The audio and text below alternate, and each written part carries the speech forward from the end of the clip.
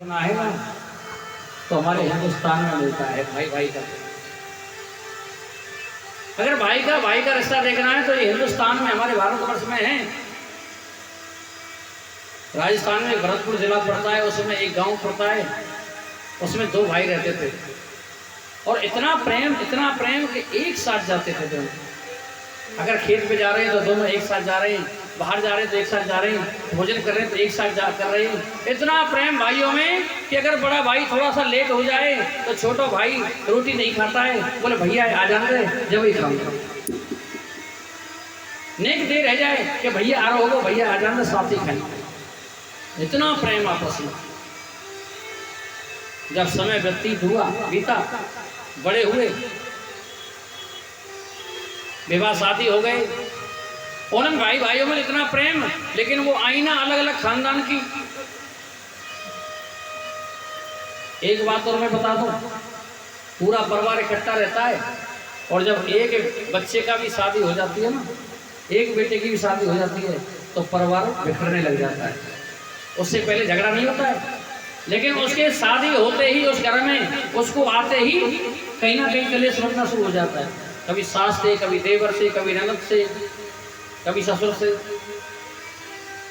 और भाई भाइयों में इतना प्रेम, लेकिन उन पत्नियों ने क्या किया, वो अपने अपने पतियों के कान भरना शुरू कर दिया। लेकिन भाई भाइयों पर कोई असर नहीं पड़ा। उन दोनों पत्नियों को, अपनी अपनी पत्नियों को दिखाने के कारण वो अलग अलग हो गए, लेकिन एक ही जगह बेचारे दोनों भैया बैठे और वहीं हुक्का पी में, और बाहर मिल लेते थे, घर में नहीं मिलते थे। उन पर कोई असर नहीं हुआ। अब उनके बच्चे हुए,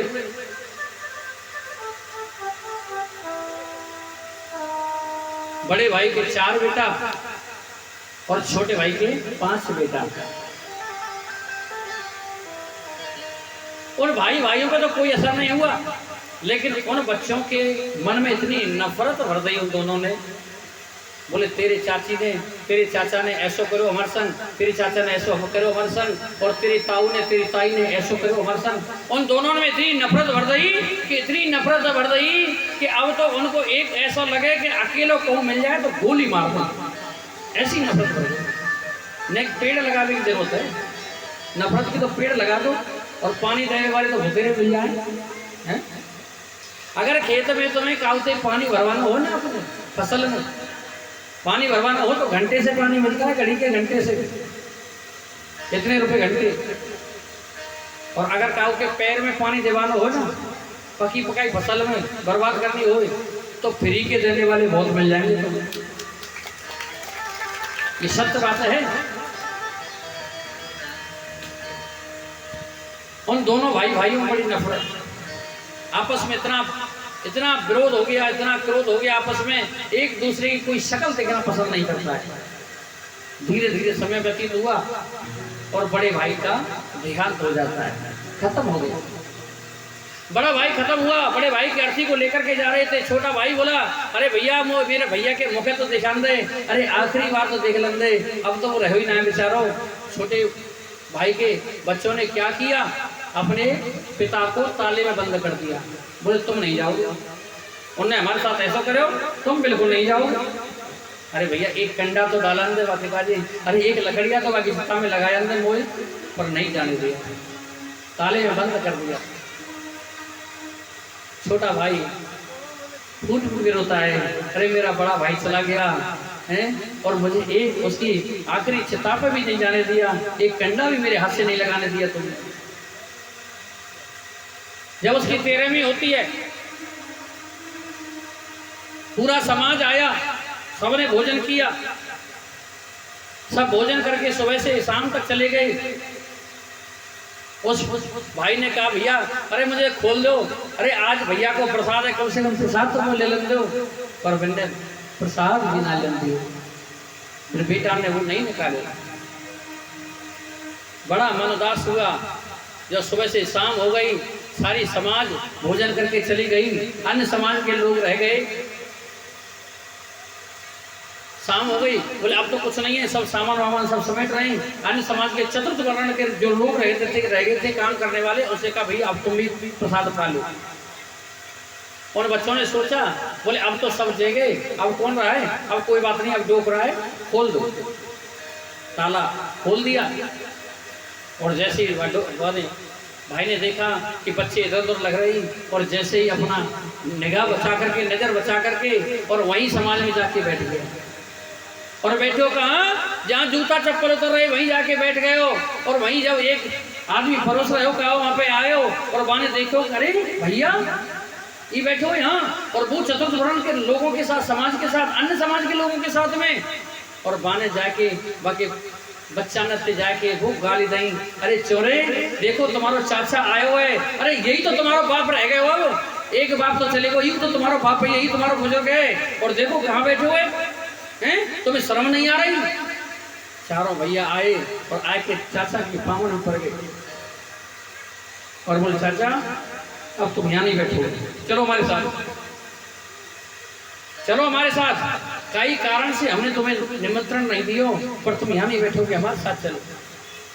चारों भैया को अपनी जेठ में भर लियो और बोले बालको देखो मैं ही तो तुम्हारा बाप हूँ, मैं तुम्हारा पुरखा हूँ भैया, मैं तुम्हारा बड़े बड़ा हूँ, अरे मेरे भैया चले गए, बाकी जीते जी तुम एक नहीं भये, अरे तुम मेरे जीते जी अगर तुम 4 तुम और 5 वो तुम 9 एक है जाएं तो मैं वो चैन से मर जाऊंगा,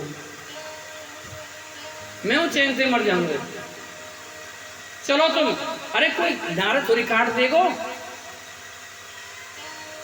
चारों भैया ने कहा बोले चलो चाचा अब तुम जैसे कहेंगे हम वैसे करेंगे, जो तुम कहोगे वही करेंगे हम, चलो।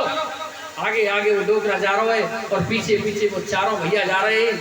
एक बात बताओ, कोई अगर पाँव में पड़ जाए तो कोई नारद थोड़ी काट दे, हैं कोई मार थोड़ी देगो। चारों भैया उन 5 भैया के पामन में पड़ गए, और जैसे ही पैरन में पड़े उन 5 भैया ने वो चारों भैया गोद में अपने अंक में भर लिए, गले से लगा लिए, और चारों वो और 5 वो 9 पुत्रन को अपने जेठ में वो चाचा ने भर लियो और कहा भैया अब चाहे मैं जीऊं और चाहे मैं मरूं तुम भैया एक रही हो और कभू अलग मत हो जाइए, कभू अलग मत हो। बड़े अनमोल है ये खून के रिश्ते। कहते हैं भैया जैसा प्रेम तो कहीं नहीं हो सकता है, भाई जैसा भाई नहीं होगा। कहते हैं बड़े अनमोल हैं ये खून के रिश्ते, इनको तू बर्बाद ना कर। बड़े अनमोल हैं ये खून के रिश्ते, इसको तू बर्बाद ना कर। अरे मेरा भी हिस्सा ले ले पर घर में दीवार ना कर, इस घर में दीवार ना कर, चाहे तो मेरा भी हिस्सा ले ले, इस घर में दीवार ना कर। भाई भाई जैसा तो प्रेम हो ही नहीं सकता है, इसलिए कहा है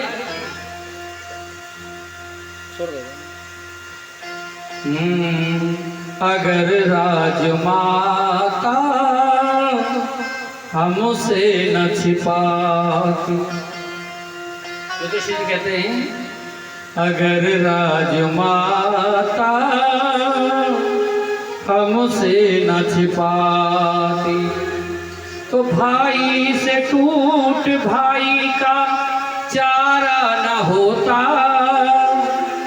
कर्ण जैसा भाई मारा न जाता, कर्ण जैसा भाई मारा न जाता। अगर राजमाता ये राज नहीं छिपाती तो कर्ण जैसा भैया आज मारा नहीं जाता। अरे अगर कर्जा लेना पड़ जाए ना भैया तो अपने भैया से ले आओ, चाहे 4 गाड़ी दे पर अपने भैया से ले, अपनो अपनो ही होए, अपनो मारेगो तो छाई में डालेगो और दूसरों अगर पुचकारेगो ना तो वो कुआं में जाके गिरेगो। अपने मारने में भलाई है और दूसरे के पुचकारने में भी बुराई है। कर्जा लेना है कहीं ऐसे से कर्जा मत ले लेना, उसके कर्जे में इतना दब जाओ कि वो तुम्हें और तुम्हारे भाई के सामने ही तुम्हारा उपयोग कर दे, तुम्हें तुम्हारे भाई के सामने ही खड़ा कर दे। कर्ण को कितनी बार कृष्ण ने समझाया, कहा तू युधिष्ठिर का बड़ा भाई है, अगर तू इनकी तरफ हो जाए तो राजा युधिष्ठिर नहीं तू बनेगा। तुम 5 भाई नहीं तुम 6 भाई हो, तू युधिष्ठिर का भाई है। लेकिन कर्ण ने दुर्योधन से कर्जा ले लिया, ऐसे कर्जे में दब गया, ऐसे कर्जे में दब गया कि वो अपने भाइयों के सामने ही लड़ने के लिए तैयार हो गए। दुख कितना उसने सहा जिंदगी में, कि दुख कितना उसने सहा जिंदगी में, चैन से रहा ना एक पल जिंदगी में, घुट करके रो करके आंसू बहे जिंदगी में, कितना क्या क्या उसने सहा जिंदगी में, कितना क्या क्या उसने सहा जिंदगी में। कृष्ण ने भी बहुत समझाया, लेकिन कर्जे में ऐसा दब गया कि वो दुर्योधन को छोड़ नहीं सका। न समाज माता ये उंगली उठाता, न समाज माता ये उंगली उठाता, तो सम्मान उसका तारा न जाता, और कर्ण जैसा भाई आज मारा न जाता, कर्ण जैसा भाई आज मारा न जाता। कवच और कुंडल जिसने वरदान दिए, कवच और कुंडल जिसने वरदान दिए, दानों में ही उसने वो 5 बाण दिए, दानों में ही उसने वो 5 बाण दिए, जान करके ही खुद उसने अपने प्राण दिए, कि जान करके ही खुद इसने अपने प्राण दिए। तो की बाज माता तेरी पत्थर की छाती, कि धोखेबाज माता तेरी पत्थर की छाती, ये बिगड़ा जन्म फिर से संभारा भी जाता। अगर तू हमें बता देती कि ये हमारा भाई है, तो ये बिगड़ा हुआ जन्म भी समझ जाता है। ये बिगड़ा जन्म फिर से संभारा भी जाता, कर्ण जैसा भाई मारा न जाता, कर्ण जैसा भाई मारा न जाता। अगर माँ तो हमें बता देती तो ये हमारा कर्ण जैसा भाई कभी मारा नहीं जाता।